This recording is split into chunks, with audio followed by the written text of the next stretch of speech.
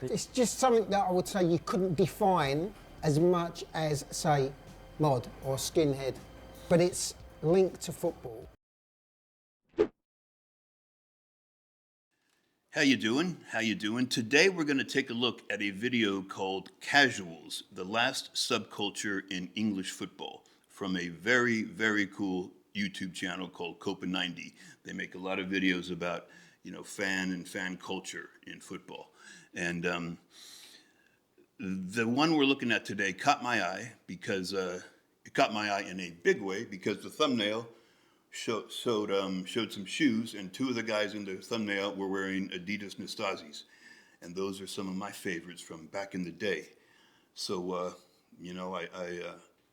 I hope it's a cool video because the thumbnail sure was cool, and I'm not familiar with cultures in English football, much less subcultures, but this says Casuals, the Last Subculture in English Football.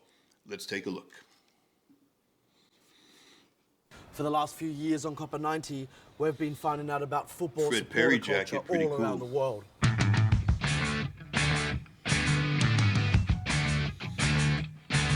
Playing the Jam, it's already on my good side. For me personally, my love of football is as much about the people in the terraces as it is the players on the pitch. But one thing we haven't focused on is the history of English supporter culture, and in particular, one incredibly influential movement that started in the 70s and still resonates today: Casuals.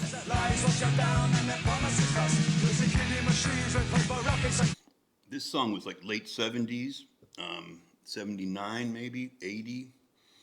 Maybe this is when that thing was started. I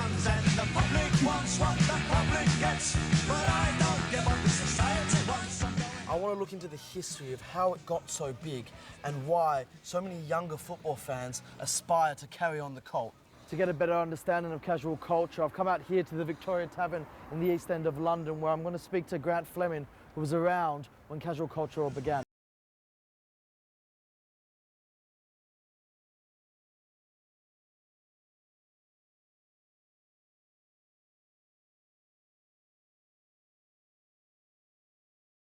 Casual culture, what is it exactly? It's just something that I would say you couldn't define as much as, say, mod or skinhead, but it's linked to football, and it's a fashion that grew out of football supporters.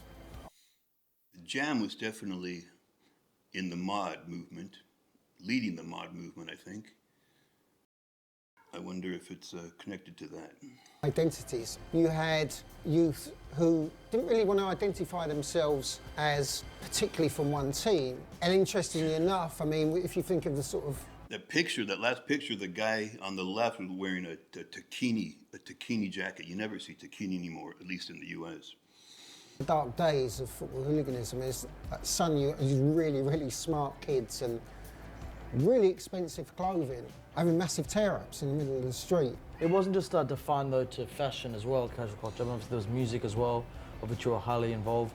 Was there a specific genre? You could cite the Jam particularly because they had a big mod following.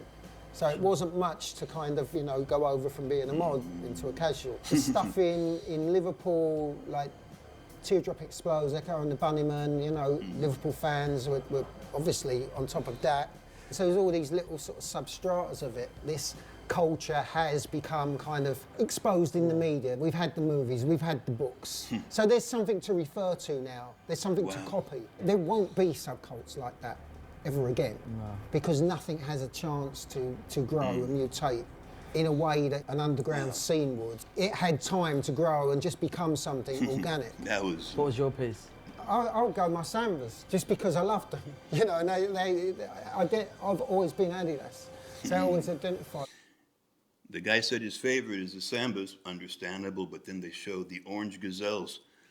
Gazelles are probably my favorite Adidas shoe ever, and as you can see right there, a picture I made a long time ago, orange is my favorite color. So this is what's on the screen right now is a stunning piece of art.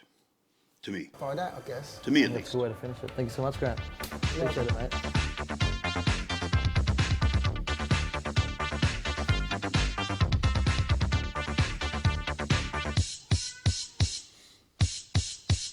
In speaking to Gran, it became clear that the casual scene wasn't just confined to the capital.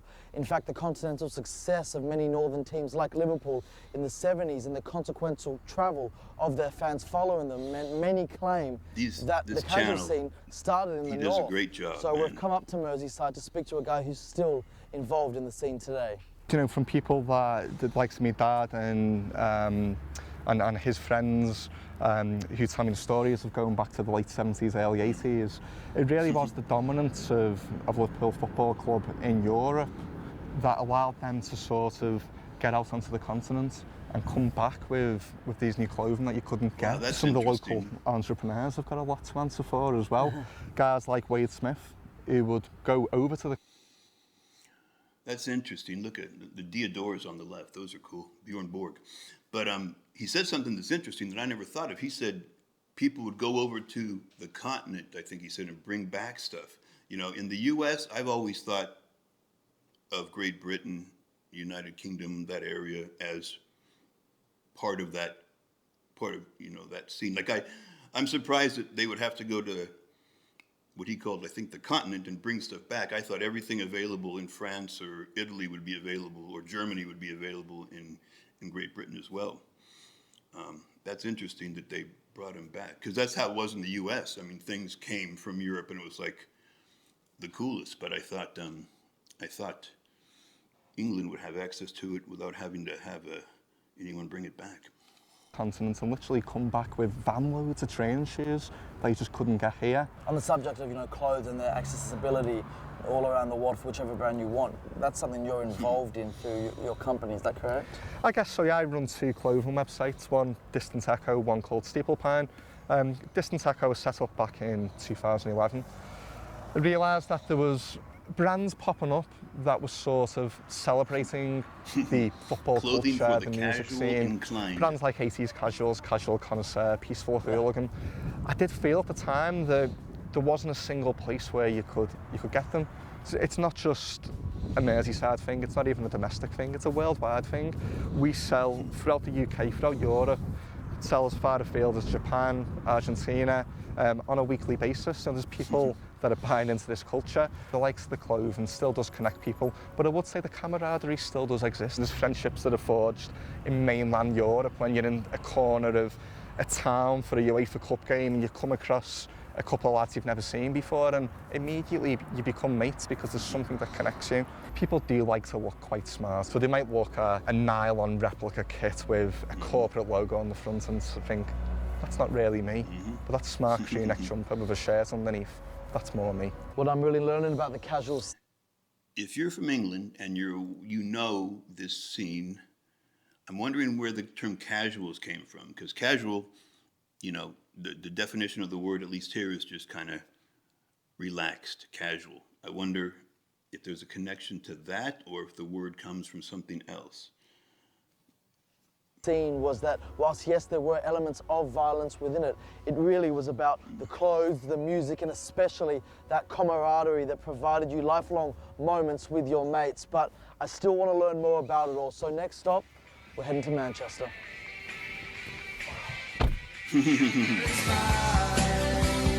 I'm like a casual and I didn't even know it. It's Sally Cinnamon by the Stone Roses. This is a trip down memory lane music-wise for me.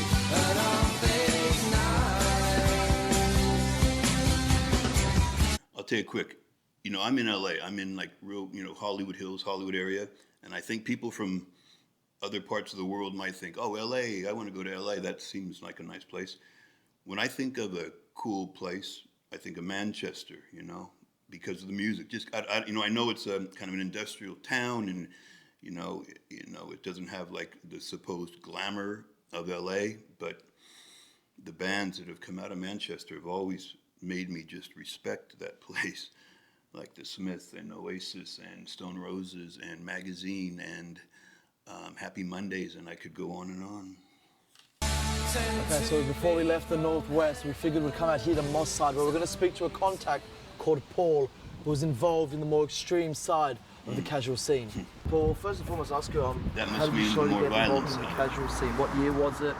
You start going by yourself. How did it all start? I mean, I've always been fascinated by the clothes. I mean, it's the same old story, really. You used to see a lot of the majority of the fans wearing the shirts, and then you get this small group of look like, you know, big, strong-looking men. They used to be the ones that sung the most as well. They used to start the songs off, and obviously, you know, early days, I did see bits of trouble in the ground and stuff, and I was obviously fascinated by it as a young lad. First, as a kid, I wanted all the replica kits with the names on the back, and then, you know, as I got older, I started to think, that's not me now. I wanted to get into the, you know, I wanted to be a part of these guys, and I remember wearing the clothes before anyone even knew me. We're talking earlier about how... You know, what he just said is I think is true, because I go to Dodger games or Rams games.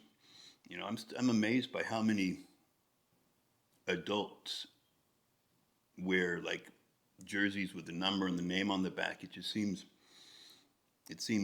I don't know. They're into it. I give them credit. They're into it, but it seems like kind of a youth thing to me. How things have changed.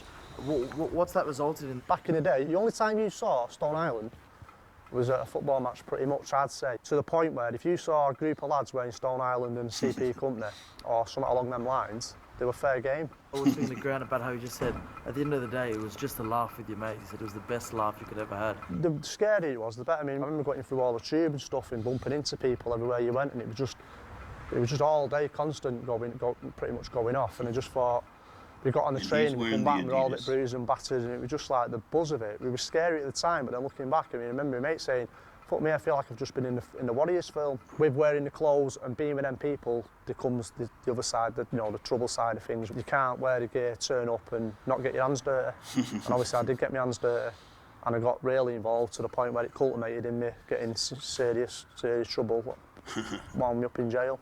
Looking back now, it probably saved my life in a way, but in another way, I lost a big chunk of my life. Some things I won't do again, but the majority of it I would, because it's, like I say, it's precious memories. I've done that. It's something that not many people can say they've experienced in their lives. I've experienced it. I've made the friends. I've got the scars to prove it. He said something, I don't remember exactly, but he said something about the clothes, the casuals' clothes, and he says you can't, like something like you can't show up wearing the clothes without being willing to get your hands dirty. That's an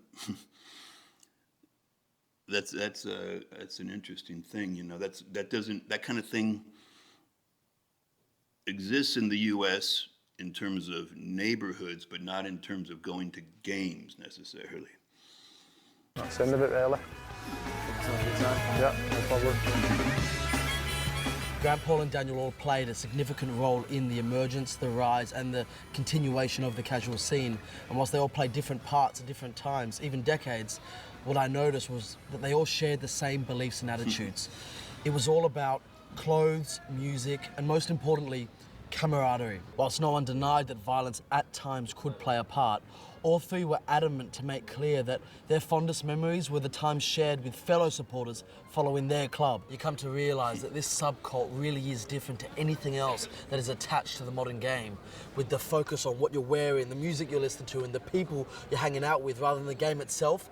This is what makes it so unique and possibly the last subculture in English football. Wow. I don't know about you. I hope you watched it. I hope you enjoyed it. I don't know if it's kind of, you know, very too tiny of a niche to appeal to people, but it was amazing to watch for me because, you know, I know nothing about English football. I didn't when I was younger, but the music and a lot of the clothes, I was kind of leaning toward casual culture without even knowing it. So anyway, I hope you liked it. I wasn't quite sure why he said that casuals might be the last subculture in English football. I think the first guy said it because there's not enough time, things change quickly, there's not enough time for things to sort of get a momentum before it changes. Maybe that's just the way of the world these days. But anyway, like I said, Copa90, it's a great channel, check it out. If you like the video, subscribe, I'd appreciate it. Like, comment, I'll see you next time.